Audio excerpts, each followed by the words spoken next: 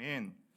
여러분, 우리가 하나님께 드리는 이 제사와 예배는 마땅히 그리스도인들이라면 하나님 앞에 드려야 하는 것이죠. 왜냐하면 이것은 하나님의 명령이고 저와 여러분들이 그리스도인이라는 것을 때로는 증명해 보이는 중요한 그런 요소가 되어지기 때문입니다. 그리고 하나님은 모든 인간들에게 너희는 하나님을 찬양하고 예배하라고 그렇게 하기 위해서 지음받았음을 이미 성경을 통해서 우리에게 말씀해주고 있는 것이죠. 여러분, 그렇기 때문에 예배는 신앙생활의 기본이요, 또 기독교 신앙에 있어서 없어서는 안 되는 매우 중요한 요소인 것입니다. 그런데 이제 오늘 말씀해 보면 하나님께서 이스라엘 백성들의 예배를 미워하시고 멸시하시고 기뻐하지 않으신다라는 안타까운 구절로 오늘 말씀이 시작이 되어집니다. 여러분, 제사와 예배는 하나님이 정하신 것이고 하나님의 명령이고 하나님께 마땅히 드려야 될 행위인데 왜 하나님께서 이스라엘 백성들에게 이렇게까지 말씀하고 계신 것일까? 여러분, 오늘 우리가 그 말씀을 통해서, 이 본문을 통해서 그 이유들을 함께 살펴보고 또 오늘 우리의 모습과 예배를 다시 한번 점검해 보는 그런 시간이 될 수 있기를 간절히 소망합니다. 여러분, 예배는 우리가 하나님을 찬양하고 하나님 한 분만을 높이는 굉장히 귀한 시간이죠.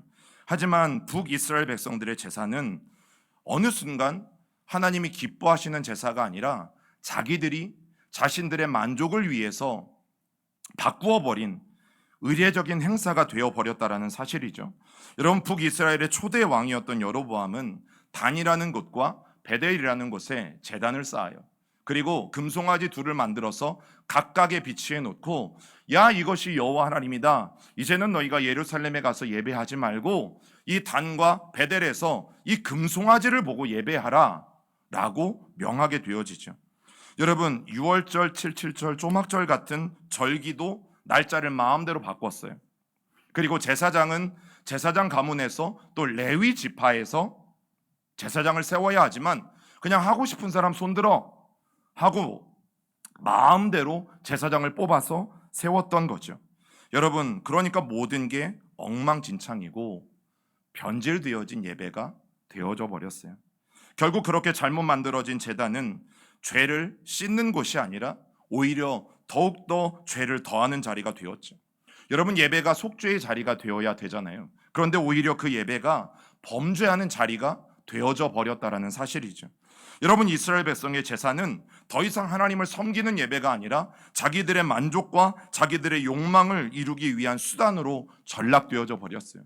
즉, 하나님을 섬기는 예배가 아니라 자기 자신을 섬기는 예배로 되어져 갔다라는 거죠. 여러분, 이스라엘 백성들의 예배는 더 이상 하나님에 대한 예배가 아니었어요. 인간에 대한 예배가 되어져 버렸고 자신들을 예배하는 의식으로 바꾸어져 버렸죠. 여러분, 우리가 꼭 기억해야 될 게 있어요. 변질된 예배는 진정한 예배가 될 수 없다라는 거죠. 여러분, 우리가 주일날도 형식을 가지고 예배하죠. 여러분, 이 형식의 모태가 되었던 것은 초대교회 사도들의 예배에서 시작된 거예요. 묵찬, 기찬, 말기, 찬축. 여러분, 그 예배의 순서를 줄이면 이렇게 돼요. 묵상, 기도, 찬송, 말씀, 기도, 찬송, 축도. 여러분, 우리가 오늘 왜 손을 드는가? 왜 일어서는가? 왜 또 찬송하고 기도하고 또 찬송하고 기도하는가?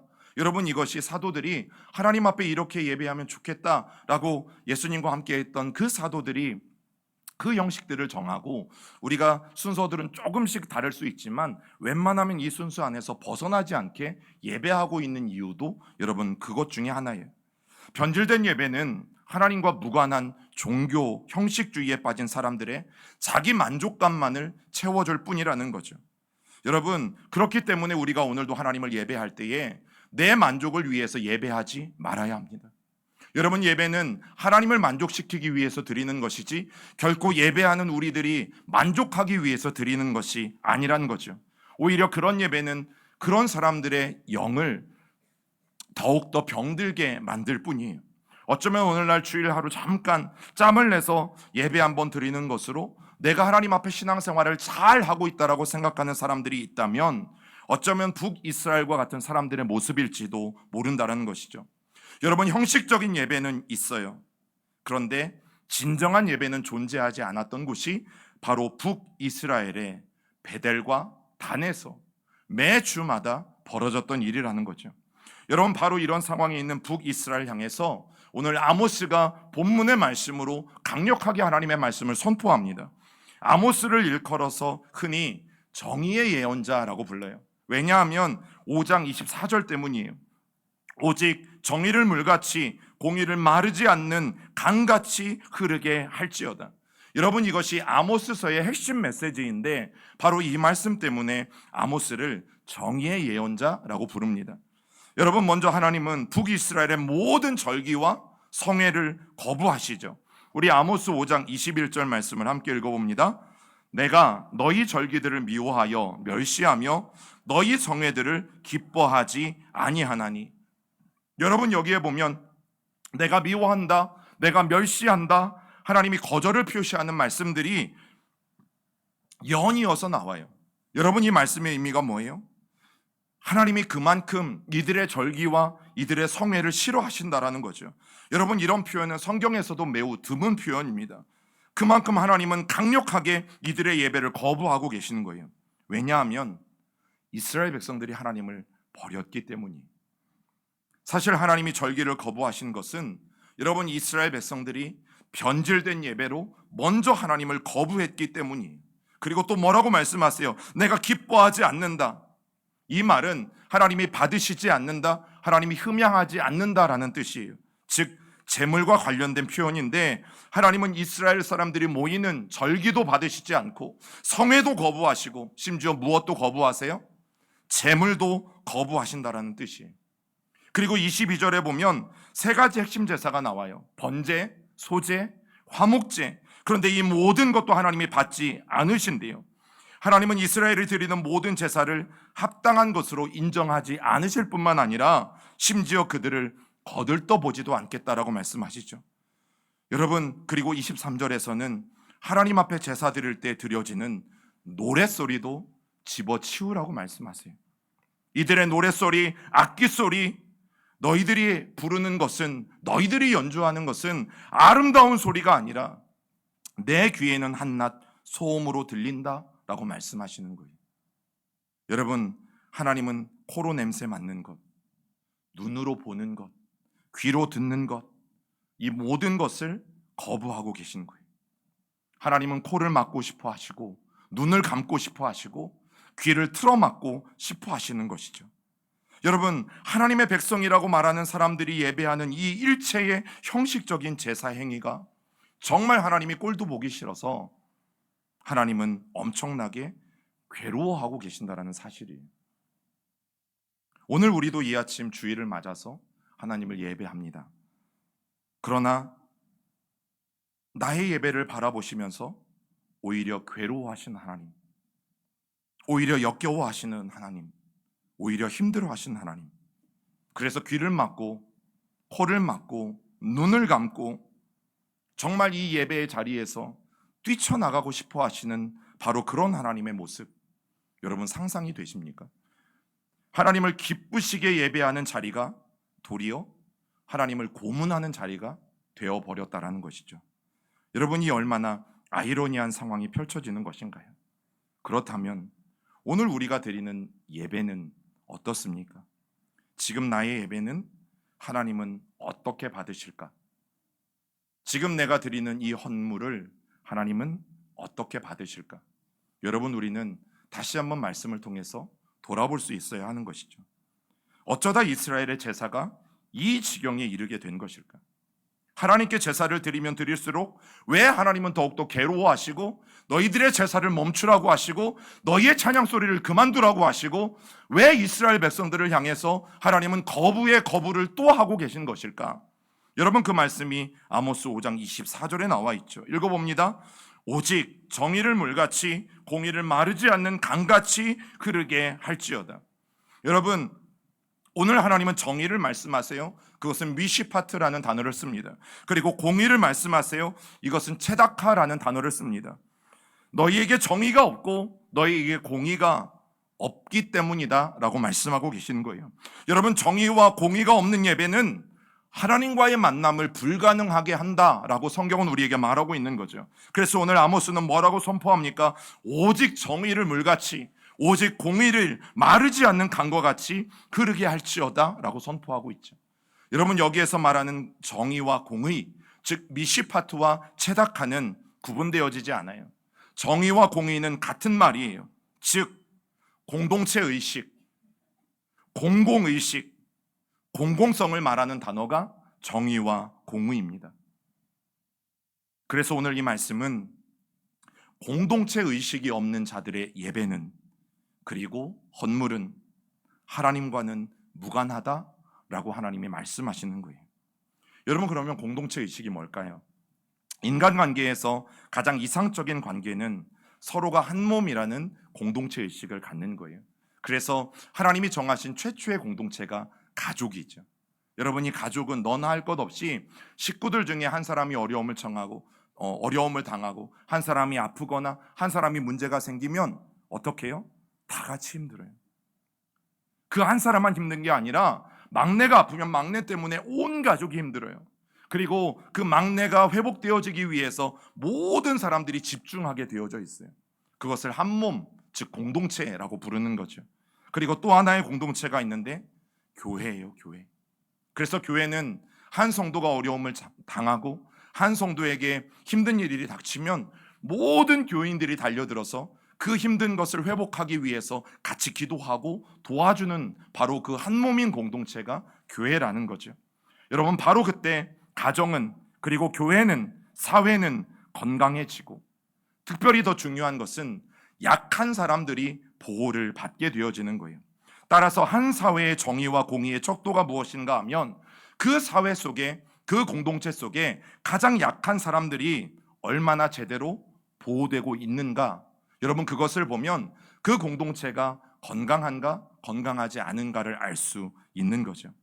약한 자들의 탄식이 그치지 않는 곳에서는 하나님 앞에 우리가 아무리 주일 아침에 나와서 신령과 진정의 예배를 올려드린다 할지라도 그것은 참된 예배가 될 수 없으며, 그것은 무익한 허례의식, 즉 쓸모없는 예배다라고 주님이 우리에게 말씀하시는 거죠. 여러분, 오늘 아모스가 선포하고 있는 흐르다라는 말은 그냥 쫄쫄쫄 흐르는 게 아니라 강력하게, 마치 큰 비가 나서 여러분 그 강물이 넘쳐 흐르는 것처럼 강력하게 흐르는 것을 말해요.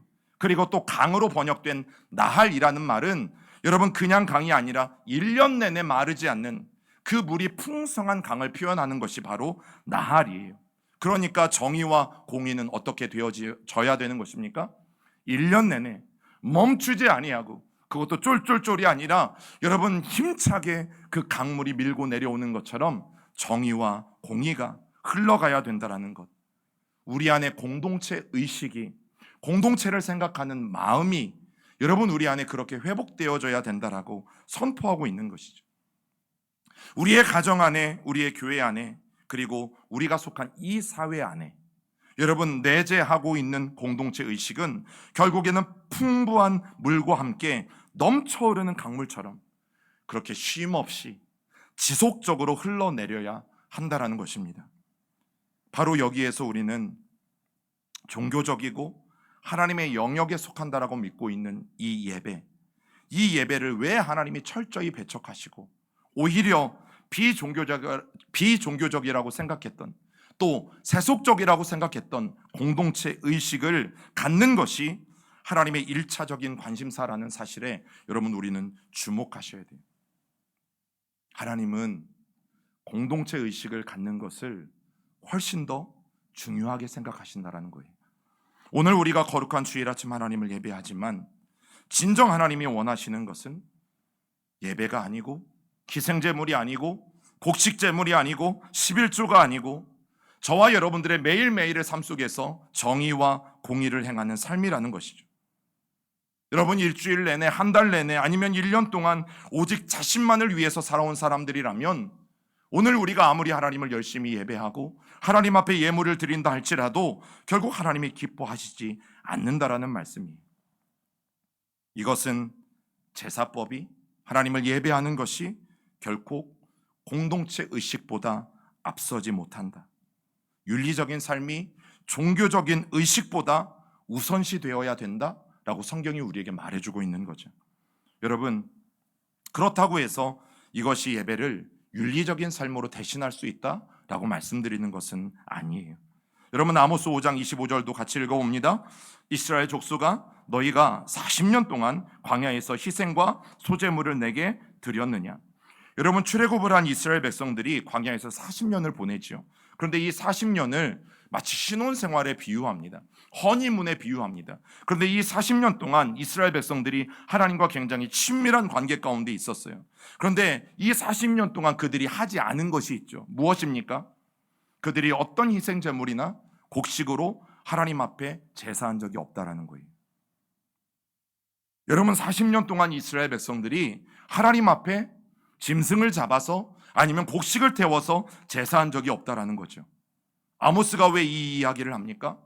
너희가 하나님과의 온전한 관계를 꾸리는 것에 있어서 하나님의 마음을, 하나님과의 바른 관계를 맺는 것이 재물이 아니다라는 것을 여러분, 아모스는 분명히 말하고 있는 것이에요. 시편 50편 우리 10절부터 13절도 읽어봅니다. 이는 삼림의 짐승들과 뭇 산의 가축이 다 내 것이며 산의 모든 새들도 내가 아는 것이며 들의 짐승도 내 것이미로다. 내가 가령 주려 내게 이르지 아니할 것은 세계와 거기에 충만한 것이 내 것이미로다.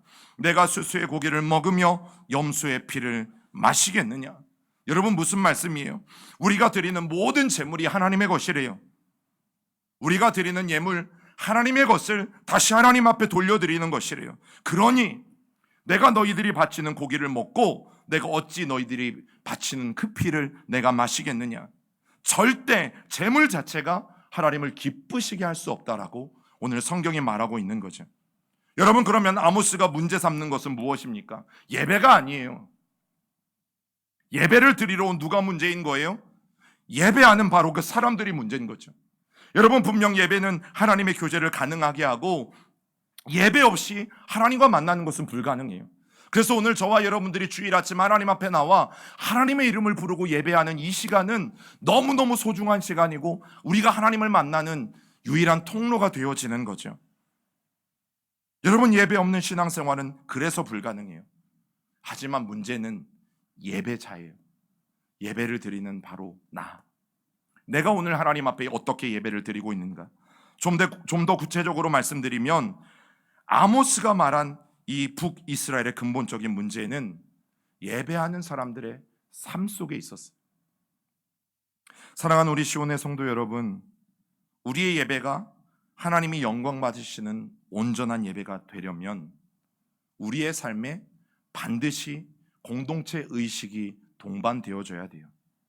공동체 의식에 빠져버린 이기적인 예배자는 아무리 하나님 앞에 많은 예배를 드리고 아무리 하나님 앞에 많은 헌물을 드린다고 할지라도 절대 하나님과 만날 수 없습니다. 그런 예배자는 하나님이 절대로 만나주시지 않습니다. 공동체 의식을 잃어버린 예배자는 하나님이 만나기 싫어하시는 죄가 가득한 사람일 뿐이기 때문이에요.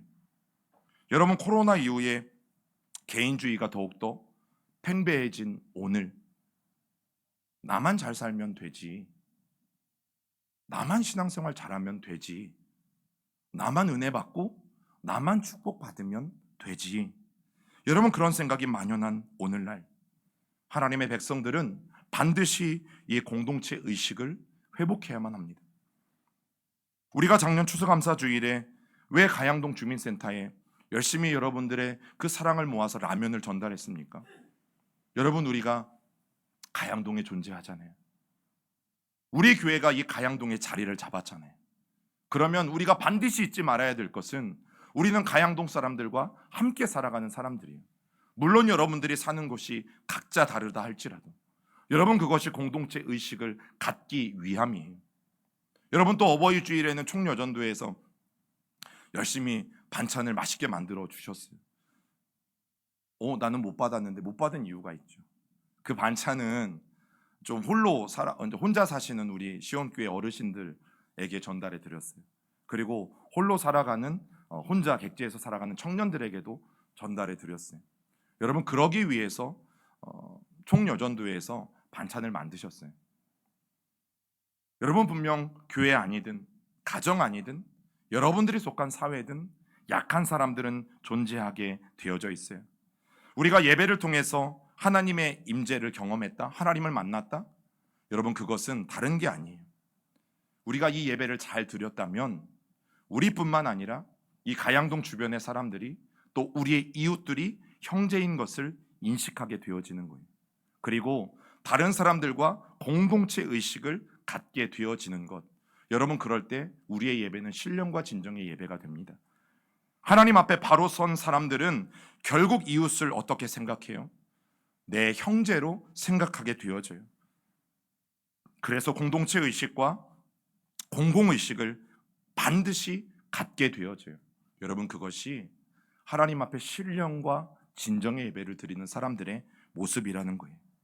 그렇기 때문에 이웃사랑이 없는 예배는 하나님이 없는 예배라는 거예요. 공동체 의식을 갖지 않는 예배는 하나님을 만날 수 없는 예배라는 거예요. 여러분 기독교 신앙의 핵심이 뭡니까? 예배 의식 자체보다 저와 여러분들이 공동체 의식을 우리의 삶에서 실천하는 것에 있습니다. 북왕국이 여러분 왜 망했어요? 예배를 드리지 않았어요? 아니죠. 공동체 의식이 없어서 결국 나라가 망해요. 여러분 공동체 의식은 가벼운 것이 아니에요. 공동체 의식은요 한 나라의 존망을 결정짓는 너무너무 중요한 거죠. 가정 안에 공동체 의식이 없을 때 그 가정은 깨어질 수밖에 없어요. 교회 안에 우리가 공동체 의식이 없으면 여러분 그 공동체는 깨어질 수밖에 없고, 우리가 이 대전이라는 사회 속에 살잖아요. 또 대한민국이라는 사회 속에 살잖아요. 여러분 우리가 이 사회 속에 살아가는 시민으로서 나라에 대한 또 사회에 대한 공동체 의식이 없으면 여러분 결국 성경이 보여주는 건 뭐예요? 그 사회는 망한다. 정치적인 색깔이든 사회적인 이념이든 여러분 그 이유가 무엇이 됐든지 간에 서로가 공동체 의식을 갖지 않으면 결국 그 사회는 망한다. 여러분 한 사회의 정의와 공의의 척도는 그 사회의 약자가 얼마나 배려받고 보호되고 있는가에 달려 있습니다. 한 교회의 정의와 공의의 척도는 그 교회의 약자가 얼마나 배려받고 보호받고 있는가에 달려 있어요. 한 사회의 정의와 공의의 척도는, 한 개인의 정의와 공의의 척도는 그 사람이 약자들을 얼마나 보호하고 배려하고 있는가에 달려 있어요. 여러분 2011년은 그 스테판 에셀이라는 사람이 분노하라라는 책을 출판했던 해였는데요. 이 분노하라라는 책이 전 세계를 강타했습니다. 그런데 이 분노하라라는 책은요 겨우 표지까지 다 포함해도 34쪽밖에 안 되는 굉장히 작은 책자였어요. 그런데 이 책이 프랑스에서 출간된 지 7년 만에 200만 부가 판매될 정도로 굉장히 인기가 있었고 전 세계 20여 개국의 언어로 번역되어서 출판되었죠. 여러분 우리말로도 번역되었던 이 책에 이런 대목들이 있어요. 어느 누구라도 인간의 권리를 제대로 누리지 못하고 있는 사람을 만나거든 부디 그의 편을 들어주고 그가 그 권리를 찾을 수 있도록 도움을 주라. 최악의 태도는 무관심이다. 내가 뭘 어떻게 할 수 있겠어? 내 앞가림이나 잘할 수밖에. 이런 식으로 말하는 태도다. 우리가 새신자반에서 주일성수라는 단락을 배웠습니다. 그 주일성수를 온전히 하는 것이 무엇인지를 함께 나누면서 어떤 말씀을 드렸냐면, 만약 여러분들이 오늘 주일 예배에 오는데 길가에 쓰러진 사람을 발견했어요. 그러면 예배 시간이 다 되었기 때문에 내가 그 길가에 쓰러진 사람을 발견하고도 예배 시간을 지키기 위해서 교회로 오는 것이 옳습니까? 아니면 교회 예배 시간에 조금 늦더라도 그 사람을 경찰서나 아니면 소방서에 전화해서 이 사람들이 도와줄 수 있는 사람들이 올 때까지 기다려주고 예배 시간에 조금 늦더라도 교회에 오는 것이 옳습니까? 라고 질문을 드렸죠. 무엇이 하나님이 기뻐하시는 주일 성수입니까? 라고 물은 것이에요. 여러분 무엇이 하나님이 기뻐하시는 주일 성수일까요? 내가 예배 시간에 늦지 않기 위해서, 그래 내가 찬송해야지, 내가 신령과 진정으로 예배 드려야지, 여러분 그러기 위해서 그 사람을 본체 만체 하고 교회로 달려오는 것이 주일 성수일까요? 아니면 조금 늦더라도 그 어려운 사람을 돕고 오는 것이 주일 성수일까요? 1번일까요? 2번일까요? 2번이라고 말씀을 드렸어요. 그 어려운 사람을 안식일에 구해주는 것. 예수님이 뭐라고 말씀하셨냐면, 야 너희들 안식일에 양 한 마리 구덩이에 빠진 것 너희들 꺼내오지 않냐. 그런데 내가 이 한 손이 말라서 아파하고 고통받고 있는 그 사람 고쳐주는 것이 무엇이 문제냐고 주님이 물으시죠. 여러분, 진짜 주의를 잘 지키는 것은 우리가 공동체 의식을 갖는 것이에요. 조금 늦더라도 그 한 사람을 경찰관이나 소방관이 올 때까지 안전하게 지켜주고 기다려주고, 예배에 조금 늦더라도 그렇게 처리하고 오는 것이 여러분 온전한 주일 성수를 하는 것이에요. 왜요? 그 사람은 공동체 의식을 갖고 있는 사람이기 때문에.